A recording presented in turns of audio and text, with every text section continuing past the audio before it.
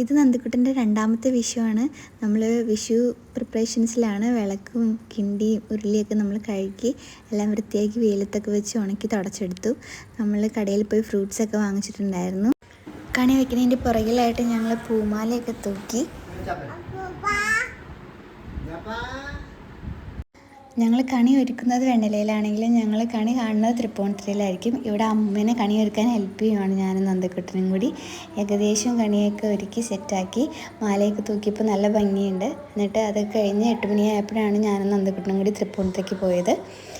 രാവിലെ തന്നെ എഴുന്നേറ്റ് ഞാനും നന്ദിക്കുട്ടനും കൂടി കണി കാണാൻ വന്നു. നന്ദിക്കുട്ടൻ്റെ ഉറക്കം മാറാതെയാണ് നന്ദിക്കുട്ടനെ എടുത്തുകൊണ്ട് വന്നത്. അതുകൊണ്ട് നന്ദിക്കുട്ടൻ അതിൻ്റെ ഒരു വിഷമത്തിലായിരുന്നു. എന്നാലും നന്ദിക്കുട്ടൻ ഭഗവാനെയൊക്കെ തൊഴുതു.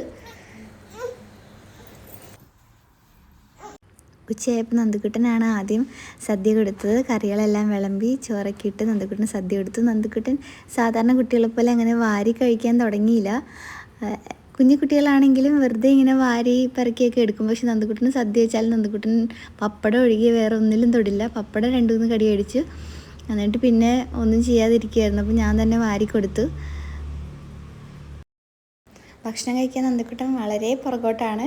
നന്ദിക്കുട്ടൻ കുറേ സമയം എടുത്താണ് ഭക്ഷണമൊക്കെ കഴിക്കുക. ഒരു കാറൊക്കെ കൊണ്ടുവന്ന് ഇലയുടെ സൈഡിൽ വെച്ചിട്ടുണ്ടായിരുന്നു നന്ദിക്കുട്ടൻ. ഞങ്ങൾ വേഗം ഭക്ഷണമൊക്കെ കഴിച്ചിട്ട് പിന്നെ അമ്മൂമ്മയുടെ അപ്പൂപ്പൻ്റെ അടുത്തേക്ക് പോയി.